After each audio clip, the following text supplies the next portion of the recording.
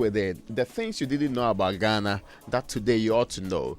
My guests and our guests is one man that I'm sure you have heard somewhere before. But his extraordinary competence in Ghanaian history and history generally is something that we all love. You spent 17 good years studying names of towns and areas in this country. 17 good years. If it tells you about your hometown, I remember somebody told me that Jabin was meant we have to sit here, Jana Abin. But the story I'm hearing today is a bit of a very different one. Yeah. Kweku Darko Ankrah is a historian. Kweku, you're welcome. Thank you. I hope you are doing well. Thank you. I wanted to start from the area that we were having that proud conversation on. That area to do with your Ankrah really is you are supposed to be called gardener. Why are you Ankrah? Why is your own heritage gardener and yet you're Ankrah? Because our father's name us. Okay. So if your mother is bearing a surname during marriage, some of these things are swallowed by the man's name. It's something some feminist are opposed to, right? Scholars are opposed to that people, because even prior to the coming of the Europeans, when you marry your wife maintains her name, you had your name. So in our indigenous system, a man has his name. If you marry any woman in the customary tradition, the woman still maintains her own name. Okay. No, so, I get. So patriarchy was something that was brought by European colonialism that has also sort of undermined women empowerment in sort of their right within the matrimonial institutions. Let's talk about my aqua, because you are saying it's not the Latin word aqua. The name is not from the Latin word aqua, which many of us have believed for a very long time. Where is the aqua truly from? What does it mean? So the aqua name is AKWA. So you see it's different from AQUA, yes, which is aqua for water. Yeah, water. So this is clear. So the aqua is an account name. So he's someone who is a wrestler and can avoid any danger. Okay. So when you say we in aqua, to avoid. Okay. So he's a strong wrestler who is able to fight, and then no one can overcome him because he himself is slippery. So the appellation is Ojedu or Ojedu, the one who quenches fire. Okay, the quencher of fire. Oh, I quench fire a lot. Yeah, so which means what it means is that it's a problem solver. Okay. When you quench fire, it means there's some conflagration or there's some inferno. Yes. And as a result, you go like a fire brigade and you quench it. So here, in terms of figuratively or using your literary imagery, the fire represents trouble, issues, and you representing the fire service is trying to douse it, and therefore that makes you a problem solver in wherever you find yourself. That's interesting. I don't know what Yangtze will be, because I know Yangtze is Yanke's son. Yeah. But where is it really truly from? So the Yanka is a typical Fanti name. Some are mostly, it was a name that mostly was around Anamabo. Okay. And because of the trade, some went through Aguna. So you see Professor Yanka, their father was from Anamabo originally, and then they moved all the way to Aguna Diakwa. Some went to Isikuma, Odobin, and so on. So some of the names moved from particular locale and then moved to others. So there are some names when you mention, I can tell you straight, this name comes from here. But because of the changing nature, modernity, urbanism, and so on, the names have spread. But I can locate it to original source. So normally how you see this is when you look at obituary. You realize that the people are in Cape Coast or they are in Accra. Then they say Ebusua penning from this place. Yeah. That shows you where the originally come from. Okay. So these are some of the sources we used to track the originals, the origins of names and places. So the Yanka was Nyanka. Yanka, which means one who is a drama poet. Okay, a drama poet. So such a person has, when in Akan tradition, when we say someone is a drama poet, he's a very intelligent person who knows the history, who knows the knowledge of the society, and understanding of all those things is what he put it together to use it to speak. You cannot be a drama or ochrama and you don't know the history, the social morals of the people, the ethics, and all the indigenous ideas of the community in terms of even governance and everything. You must know all these things so that you will use it to also send messages, to speak. So that is why it's a drama poem, from Nyani to awaken. When you are drumming, you say Onyani to awaken. Then Ka to speak. So it becomes a drama poet, the one who drums and at the same time speak. Other people say it's also Nyanika, the one who awakens death. So if you owes him death, he will let you know. So these are the two schools of thought. Yeah, I want to believe that one could just end, but please relax. The poet part, yeah, that's more likely true. Yeah, drama poet. Yes, you see in Professor Yanka the literary capabilities of the individual. Oh yes, Professor Yanka. Yes, and so on. That they have that skill in them. So you mean that I like this explanation. It's nicer than the one I was first given. I was first told that the Yangtze actually came from a different origin than Yanka. So I was told that Yangtze was a sort of a corruption of the Dutch name Janssen, which is spelled Janssen. That's what I was originally told. I would also be operating on the aqua being the Latin water. You see? Yes. Yeah. So that is some of the contestations or some of the confusion out there, because people ought to know they come from a community. Yeah. When it is a Latin name, it is a Dutch name, I know them by heart. I can even trace to the first Dutch person who married the Fanti woman. It's a work I do. Wow. Genealogy. Wow. If you tell me and your name is a Dutch, if you tell me Van Dyke, I will trace it to the first Van Dyke who came to Elmina and married. If you tell me your name is, let's say, Ferguson, I will be able to do so. So for those ones, it is easy. So if Sabayanson was of that origin, I would know. Okay? So names like Peterson, if you go to Elmina, some of the European names were fantasized. Others were also anglicized. So you see name Hayford, Ifwa, become Hayford. So those names are there. Somebody is called Bayeden and it's called Bayden. So you see all those, how those names are anglicized into their form. Opentil become Pentil, and so on. Krentil become Krentil.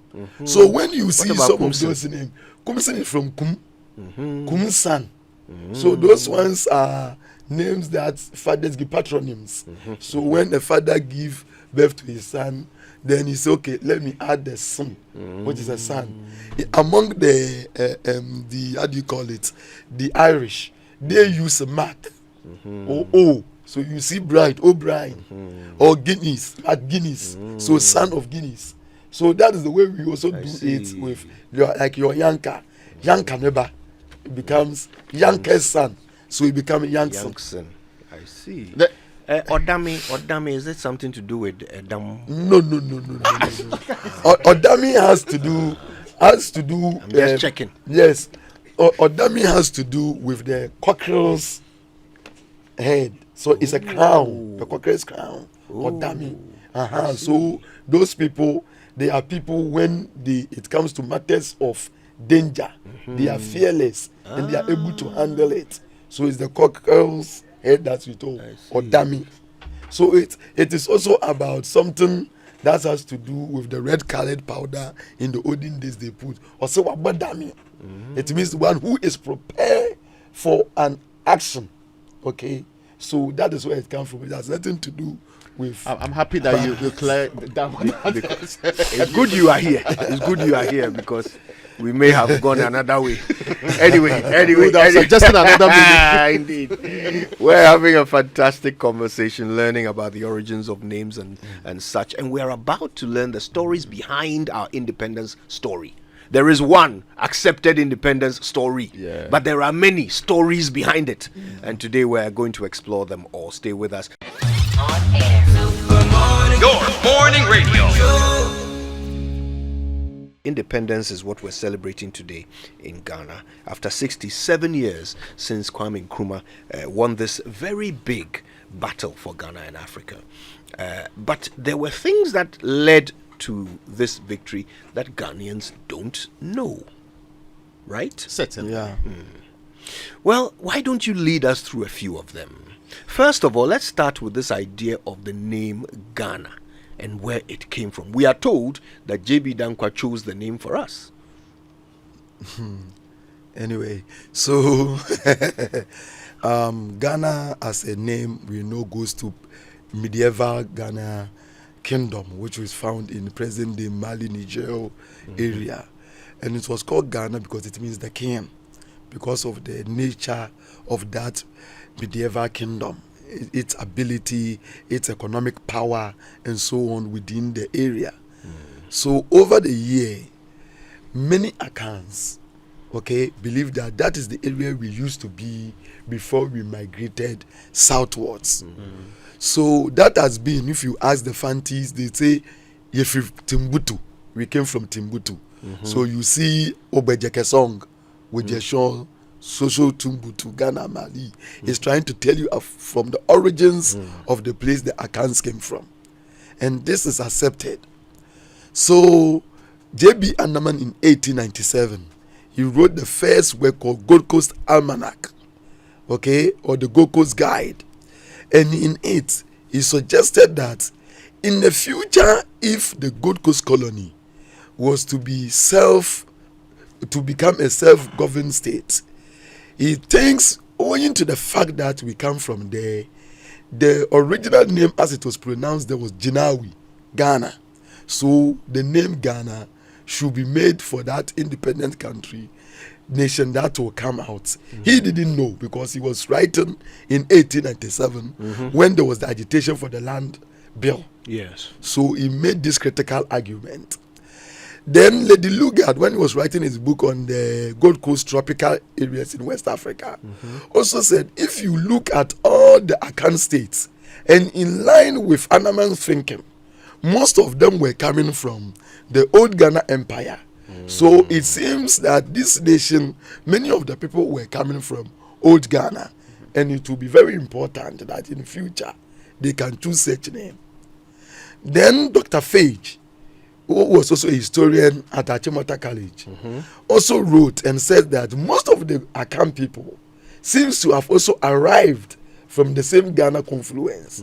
And as a result, that is the best name in terms of independence it could be. Then in 1933, J.B. Dankwa, in his letter to the epistle to the young men of Akim Ibuakwa, also made the same argument in tandem with these three people. What they have suggested earlier, that he even agreed, but he was suggesting Akanman. He suggested Akanman for the Ghanaian state.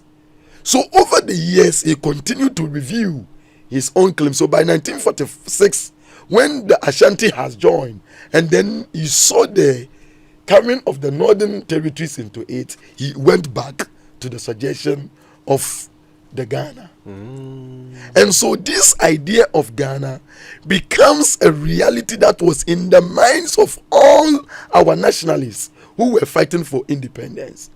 So the interesting thing is that in 1954 elections, when UGC's United Gold Coast Convention was became sprinted, three parties were born out of it.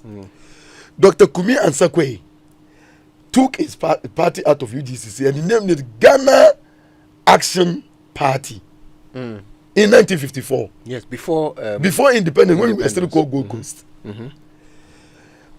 Obeche Bilamte, Edward Obeche Bilamte of Accra, also took one out of the UGC and called it Ghana National Party, also in 1954. Yes.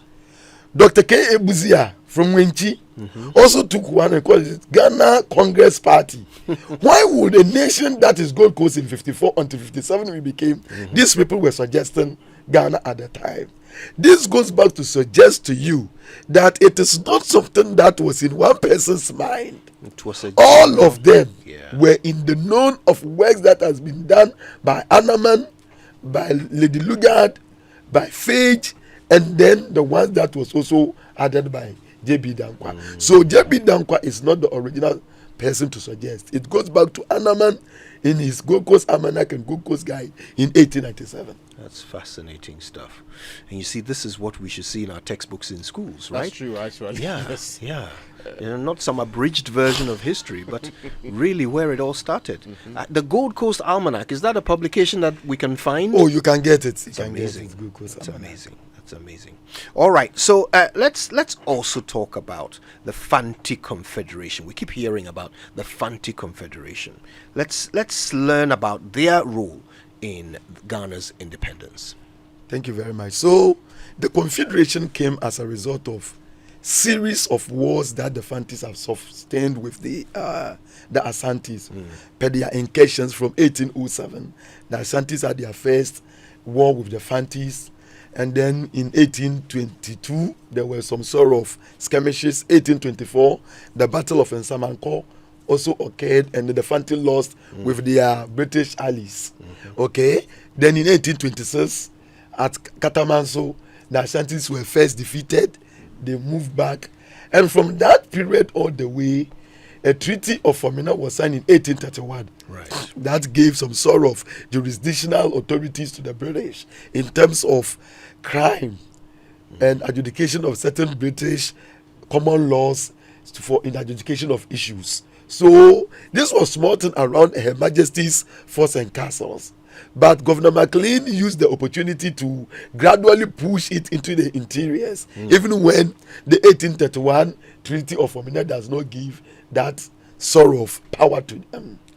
Then in 1844, the bond was signed on 6th March, when some 8 Fanti chiefs went to the governor called Hill to ask him to interpret the meaning of the abolition of the slave trade. They wanted to know if the abolition also applied to the keeping of domestic slaves. So when they went there, Hill connected them and told them, if you want to interpret that into them, they have to sign some bond. And it was a 3 pieces of sentence. One is to re-echoing of the 1831 statement that there will be some form of jurisdiction for the British authority. The other one is a protection against the Ashanti onslaught. Other one was also about avoidance of human sacrifice, pioneering and other sort of archaic traditions. So these were the pieces. But instead of these Fanti chiefs for them to go and see their educated elite who could read and interpret stuff to them, they didn't. They stood there and then they signed this bond, which binded them in a way. So some historians are arguing that up to now, even our current politicians have not learned where you go to parliament and issues of sovereign guarantee is involved. Instead of people going back home to see their constituents and put the issue between them, before them, and the people suggesting idea whether they are in for it or not, they don't do any MP meet the people series to solicit ideas. Just like the mistake the Fanti chiefs did in 1844, that issue is still even with us today. We have not learned from history, and we're still committing the same mistakes. So this is what the Fanti chiefs did, and the bill came. Then over the years, the Danes sold their properties because colonialism was becoming unprofitable in 1852. They sold their properties in Qatar, Fort Presenstein, and then the Christobon Castle. They sold all of them to the British. Then in 1868, the Dutch also decided to sell their properties to the British. And this, for the Fantis, they were angered by this decision, because they feel that those properties already belongs to them anyway, so why will anybody have right to sell them? So this thing caused them to believe that, okay, maybe indeed these people want to go and leave the country, because in 1865 there was a British select committee on their properties, and in that select committee meeting they were claiming that the colonialism has become unprofitable, so they might leave. So King Agri sent some of his emissaries, Martin and Carr, to go and observe. When they returned, they said that it is likely the British are going to leave. So the Fantis started preparing themselves that should the British leave, there is the need for them to have an organized form of government. And this was the idea that precipitated the formation of the Fanti Confederation. So that if the British leave, there will be a standing government that will take care And that is what brought the Fanti Confederation. So all the Fanti states came together and they formed the organization with intention to rule. And if you look at their manifesto, they intended to construct 2 double roads from the Fanti communities to Fanti communities. Even at that time, they were taking off double roads. When I read the document, I was surprised. How could these people think around that time in 1868 and not a single road from community and the one all the way to Asana Mansu, so as to help them to bring goods from the interior to the coast? Okay, they were thinking of education, central government, and one of them, Joseph Dawson, who drafted the Constitution, was talking about the formation of a parliamentary diet in line with the British system of governance. So they have all these things. So they created a president who is the chief king. So Winneba King Nana Nene Kingate became the first president of the Confederation. So he was a president king. And the members, the educated elite, became members of the legislature where they meet and deliberate on issues. So it was something that the British got scared. And then they went to the Fantis that what they are doing is not in tandem with the principles that they were going to be under the British. So then they argued that we are not under you. So we've not signed an agreement. This is 1868. So the governor went around and all the people who have the document about the rules and regulation as it was drafted by James Attenborough, they took anybody in possession of that document. When they find that Fanti Confederation Constitution with you, they charge you for treason. And so they took all of them to the castle in Cape Coast, and because of these underhand dealings, their resolve went down, and as a result, by 1873, the organization had died.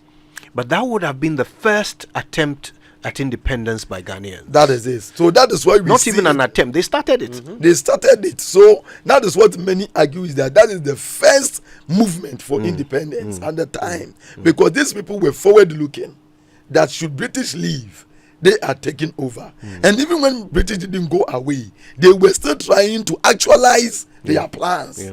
And this was not in tandem with British principle, because British had intention of ruling. And why was British having that intention of ruling? Around that time, the colonialism was becoming unprofitable. There was a discovery of gold mines in the Adansi areas, in the Wasa areas, and they realized, no, now there's capital, so there's no need to move away. You see the point? So they started continuing, and in 1874, they came out with Order in Council. And then by 1876, the Order in Council was turned into a bill, and we became a colony of the British in 1876. So that is how the Fanti Confederation worked within that sphere, shaping as the first ground. It is the grounding for what we call the breeding of nationalist ideas, that people came to understand that with education and with resolve, with financial capabilities, we are capable to assault the pillars of British imperialism and colonialism on the Gold Coast.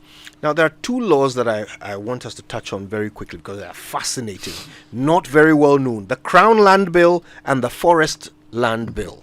Tell us about them. So in 1894, the British, under the pretext that the chiefs were selling a lot of land to British oligopolic interests, I mean the big companies, in terms of concession, which is still an issue when we go into our Galamsey issue, chiefs granting concession. They claim that there is too much indiscipline in the way the chiefs were selling the African lands into to the foreign interests. So they decided to sanitize the system. In so doing, they come out with the Crown Land Bill. But the Crown Land Bill is claiming that all the lands that are on the Gold Coast should be described as wasteland, and it should be vested in the crown, which means any land which is not occupied by the African must belong to the Queen of England. Right. And they are going to take charge of it as a custodian on our behalf. And this is not in tandem with our current principle of land ownership, which says that the land belongs to the people and the generation unborn with the chiefs as custodians. So this is something they could not understand. So the Crown Land Bill was issued in 1894. So there was an organization called Fanti Confederation, which had George Basis Saba, Kessin Hayford, and other people. They started writing about the Fanti customary laws, how the Fantis and the Akans have customary laws that goes back into history. And they suggested cases that have been decided in chief's courts, the native courts, and so on, and how efficacious those laws were, just like the British common laws. While Kessin Hayford also wrote about Gold Coast native institutions, talking about the structures of governance system of the traditional state, its democratic tendencies, elective capabilities, and so on. So they wrote these wonderful books to prove to the white people that indeed it is not that we do not have structures, we do not have rules and regulations, but even when it comes to the land which they are trying to alienate, the Africans have principles and ideas about ownership of the land. So this was the case. So when they started writing and arguing against, they amended the Crown Land Bill. And this time with intention that we are doing so to help the Africans themselves. But they won't want to hear that. That you cannot describe land which someone is not occupying as a wasteland. So the argument Saba raised was that in Africa, if you want to see that the land belongs to somebody, all what you need is to take your cutlass and go to that land and try to till it. You will see the owner coming to tell you that, is it your land? So he made the argument, and they were able to send this argument to the Legislative Council of the Gold Coast.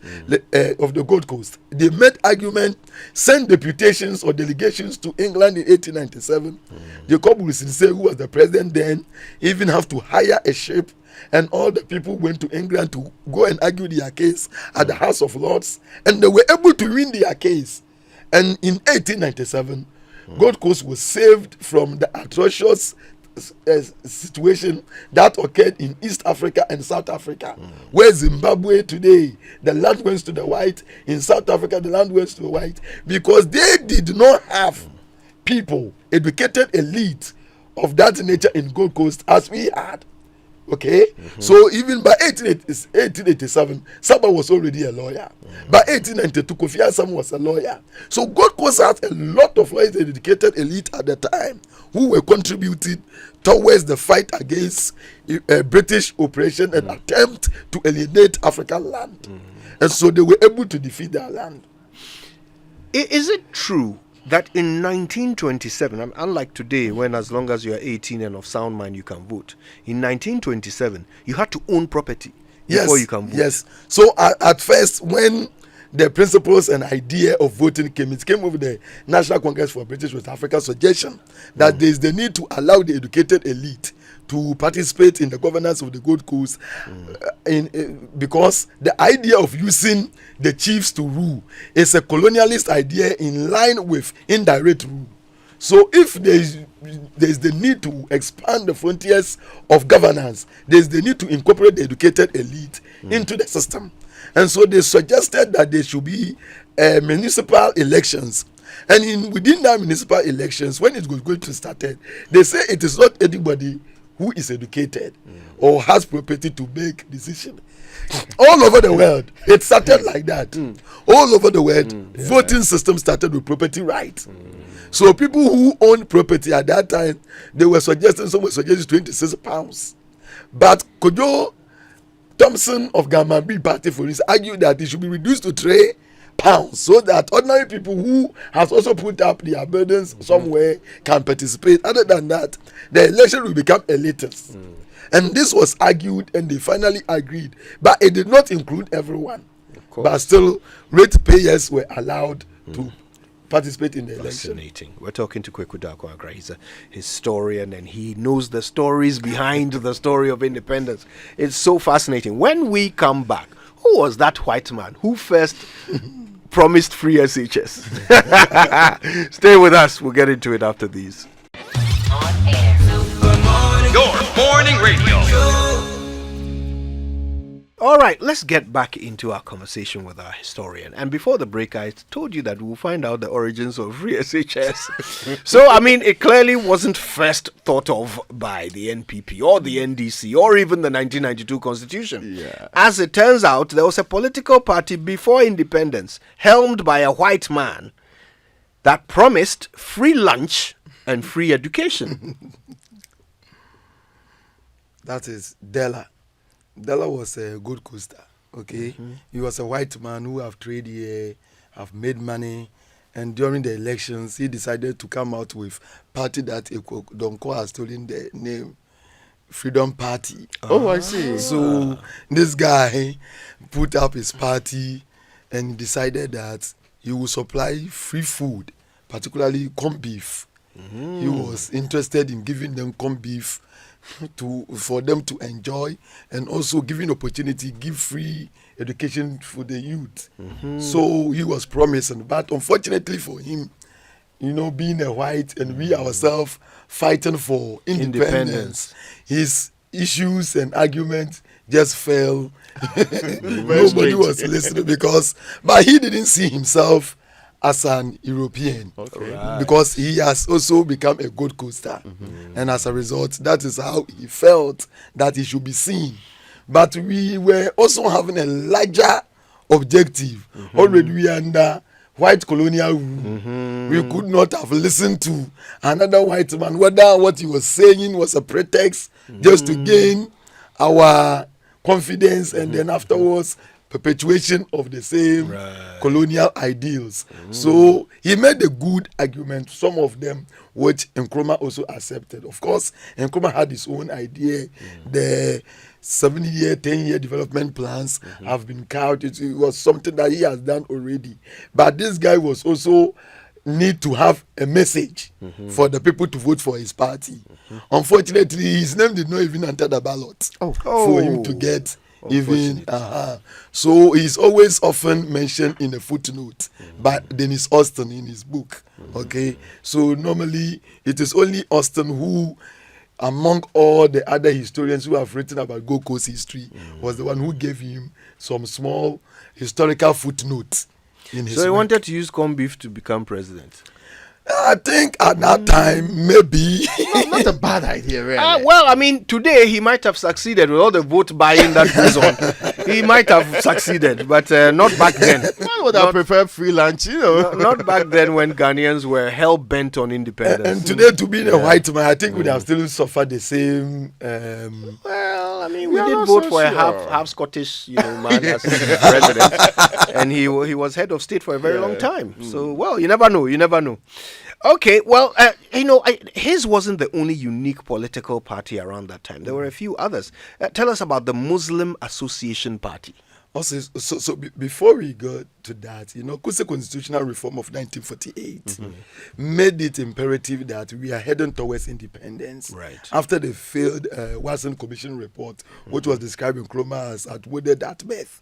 So when the Kuse Constitution Reform came, the Banks Constitution of 1946 did something very important. It gave Gold Coast African legislature the first majoritarian rule for the Africans, which is the first in the whole of sub-Saharan Africa. Right. And then again, the constitution also called for legislative unity between the Gold Coast and Ashanti. So for the first time in 1946, Ashantis were able to send representatives to the Gold Coast Legislative Assembly, which is today's parliament. Yes. Prior to that, they were not part of the Gold Coast Legislative Council. So that's what 46 Alan Ben's constitution did. Unfortunately, the constitution did not include the Northern Territories.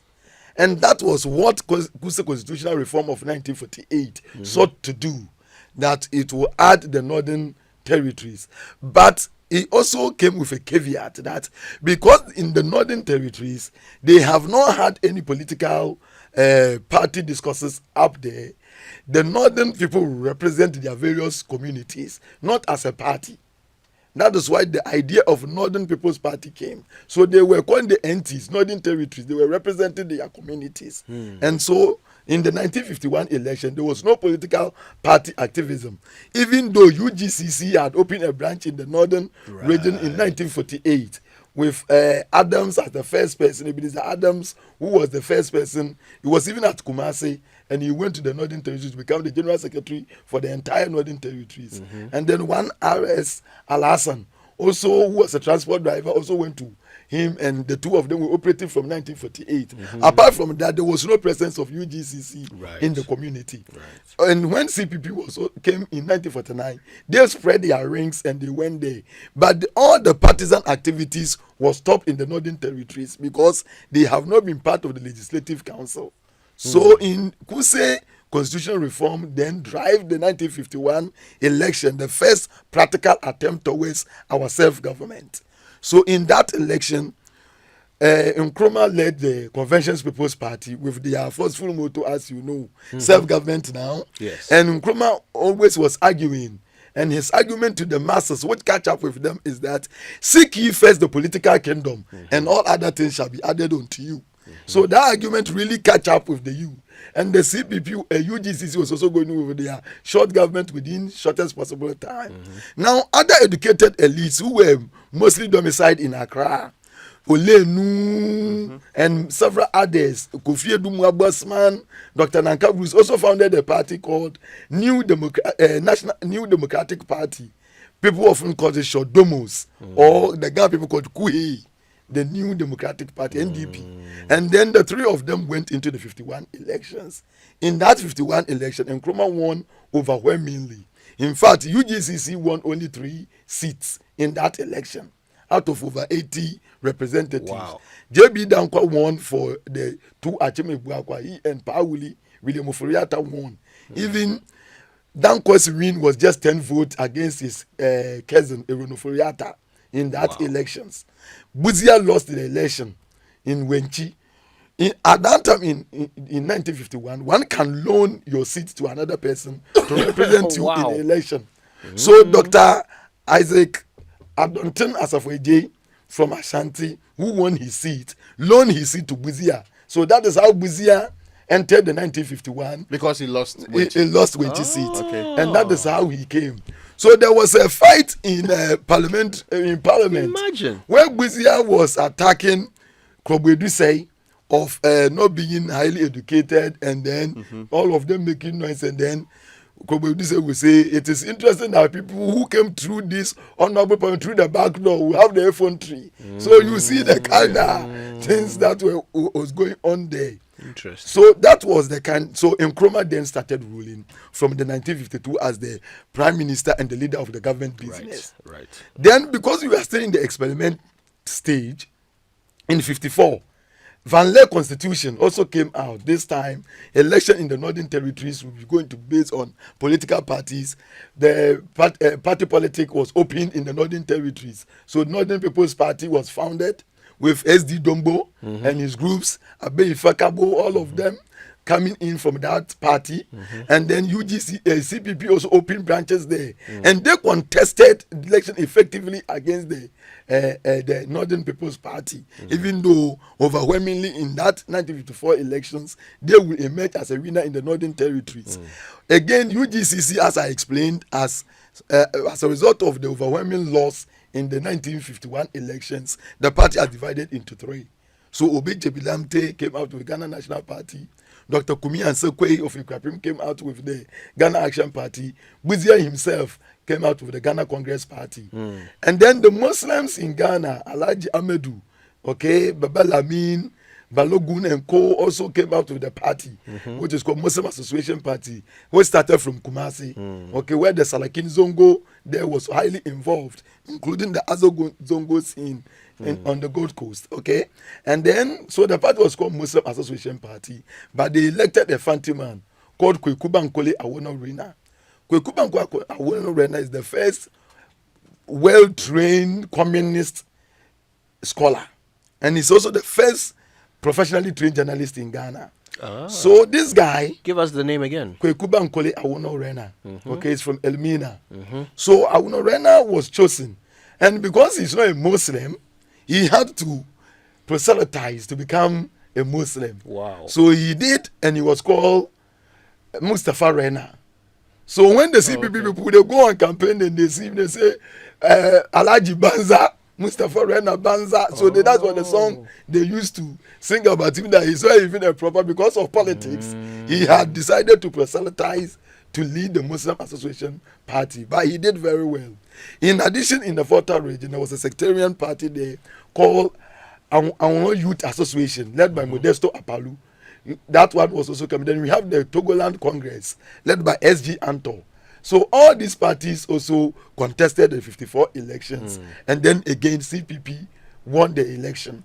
But for the first time, Buzia also won his own seat from Wenchi. This time legitimately to enter Front door. the elections. But JB Dankwa, however, lost his seat to his cousin Aaron at Achim Ibuakwa. Wow. Now I'm guessing that before all this, we had the protest political parties, that's the Gamambi, the Ratepayers Association, and so forth. So before we came to that, then I will chip into 56 and we get to the independence story. So these people from the period of 1919, after the operation of the Aboriginal Right Protection Society, that fought for the land law, and also the forest land law of 1911. So when the land law was defeated, an attempt was made through the back door to reintroduce it as a forest. Now, if you cannot get the land, the forest, nobody is occupying. So it's free. So ARPS also fought against that one.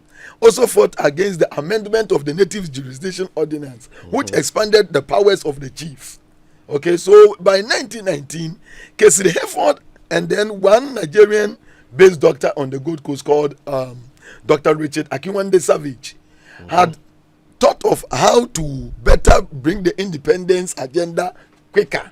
So they decided that each individual African territory of the British cannot fight the independence alone. So there's the need for a broad-based nationalist movement that will attack British from all the four corners of their territories.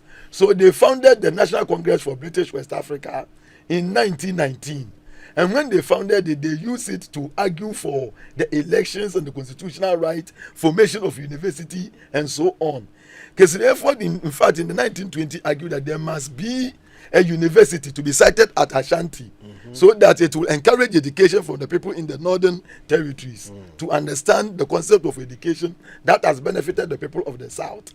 Unfortunately, when they were sending the bill to Britain, Nana Oforiatta argued that the educated elite does not represent the people of the Gold Coast, but it is the natural rulers, which is the chiefs. And so the people were imposters. As a result, the British did not listen to them. So Kesiri Efford was ignored, and they have to take their issues to the League of Nations at the time because there was no United Nations. So they sent the issue, and the League of Nations listened to them. However, despite they not achieving their aim, the British government later accepted and introduced in 1924 what is called Municipal Corporation Bill. The Municipal Corporation Bill was the first attempt at allowing the educated elite to stand in the competitive elections in the three municipalities at the time, which is Accra, Cape Coast, and Sekondi Takoradi. Okay, so in the view of that, Kojo Thompson founded his Gamambi party, which was the first nationalist party of the masses. Unlike the Ratepayers Association, which was about the lawyers, the big shots in the society, bankers, and so on. Muslim, what's the name? Gamambi was only about Kojo Thompson and ordinary folks. And that is why he was able to contest that the property rate that is being used was wrong.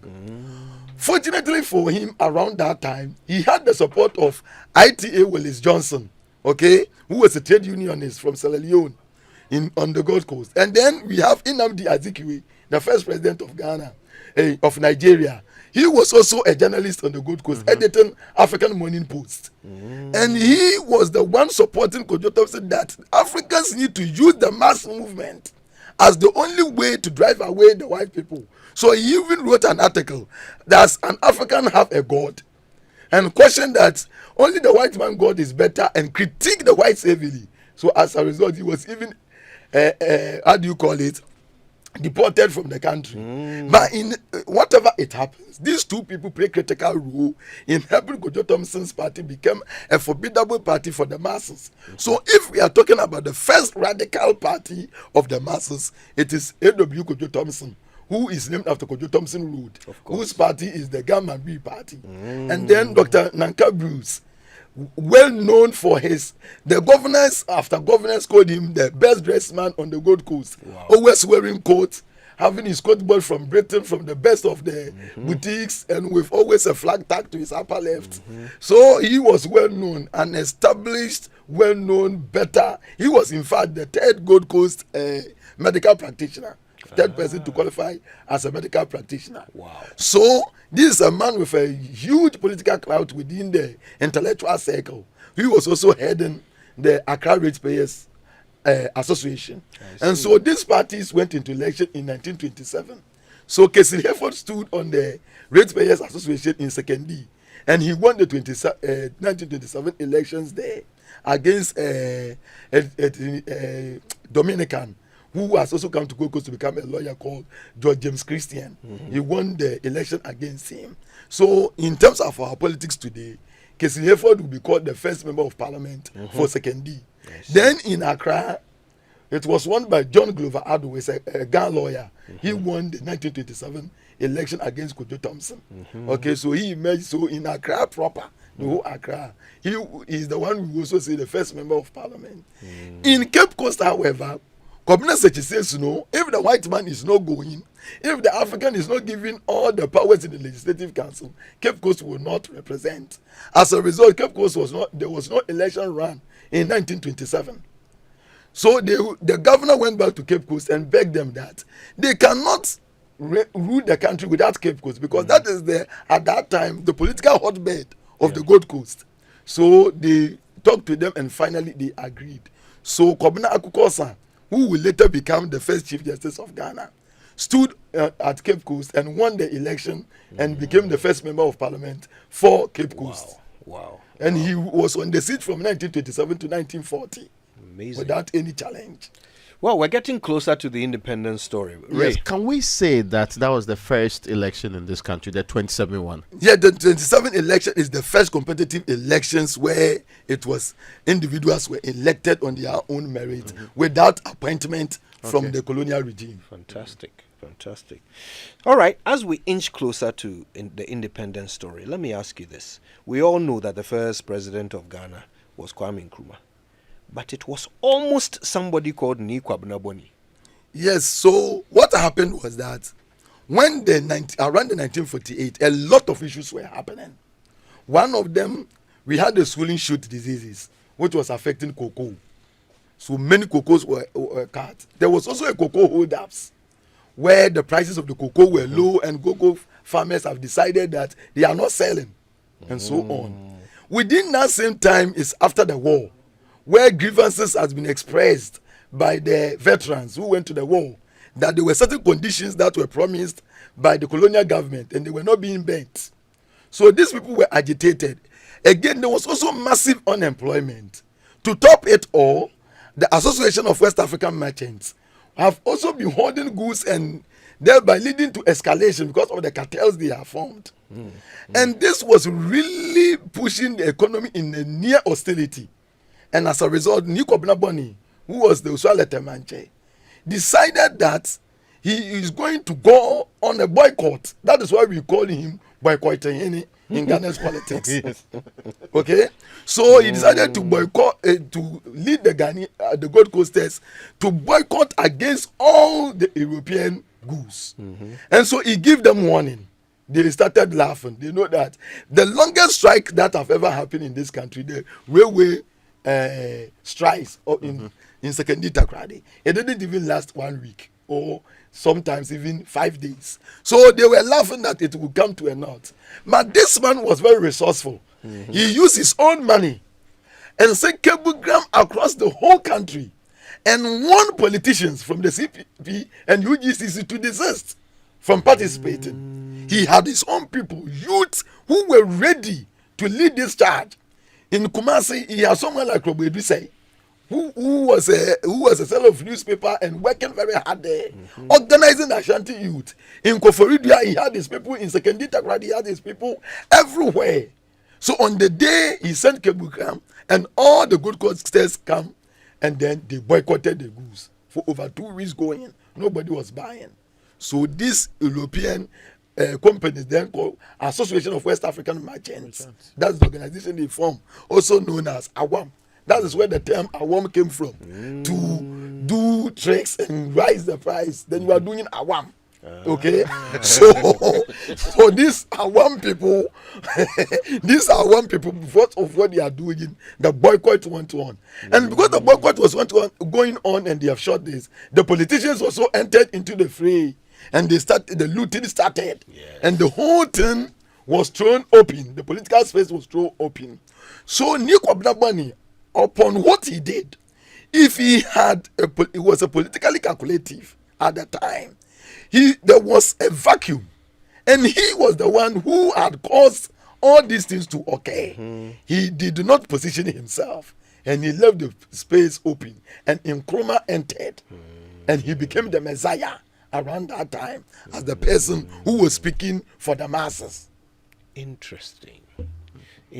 So this is what happens when your political timing is off. Yeah. If you don't take advantage of a certain wave of popularity and rise upon it, someone else will fill the vacuum. Yeah. And And that's what Jacob happens. Nambani, we need to celebrate him. I always say in terms of politics or consumerism. Look at one individual in 1948 taking all the European companies, the oligopolies, the corporations, without fear, using his own resources. Today we have consumer protection agencies. They cannot even bring the telcos in terms of reduction of prices and so on. And we sit here and we claim we are highly educated. When one single individual could take on USC, he could take on FNA Swansea, he could take on all the European companies at that time. It is not a joke. Now that we say we are educated, we are not able to engage in politics of consumerism. Wow. So the sovereignty, I told you, I moved to the sovereignty. All right. Well, this brings us quite nicely to independence. Yes. So after all this issue in 56, there was the need to go to independence. Now, what kind of state do we want? Is it a new unitary state or is it a federal state? And in particular, the Ashantis were a little bit afraid because they don't know the kind of governance that was going to occur. Was the NLM formed before Yes. this time? Yes, so I'm coming to it. What precipitated the formation of the NLM? So they were not, in fact, they don't know how it's going to be. Two, cocoa production since the swelling shoot disease from late 1939 going to 1940 has made Ashanti emerge as the highest cocoa producing area in the Gold Coast from Central region. Right. And as a result, they were having all the economic manpower of the Gold Coast. So when the cocoa prices were low, it affected them. So they decided, so the whole formation of NLM started with the cocoa prices. So they were fighting for better cocoa prices. And then they were not getting it from Nkrumah. So they decided to form this organization called National Liberation Movement. So it started at Ashanti. And then while it was going on, the idea of if we become independent, where will our revenue be used? So they were thinking of federal system like Nigeria and US, where states use their own resources for their own development. But Nkrumah and others on the other hand realized that unitary state is what is better because the state is too small, so that the resources will come to one central government to distribute instead of semi-autonomous states applying their own resources for their development. It can lead to uneven development because if a state has nothing, it means it's going to suffer, as we see in the federal system. So Nkrumah decided that it is too small. We can take from everywhere and then share it uniformly. As now we call it national cake. Okay, so that was the idea. So based on that, a conference occurred, and the election was run on this principle. That is the NLM, National Liberation Movement.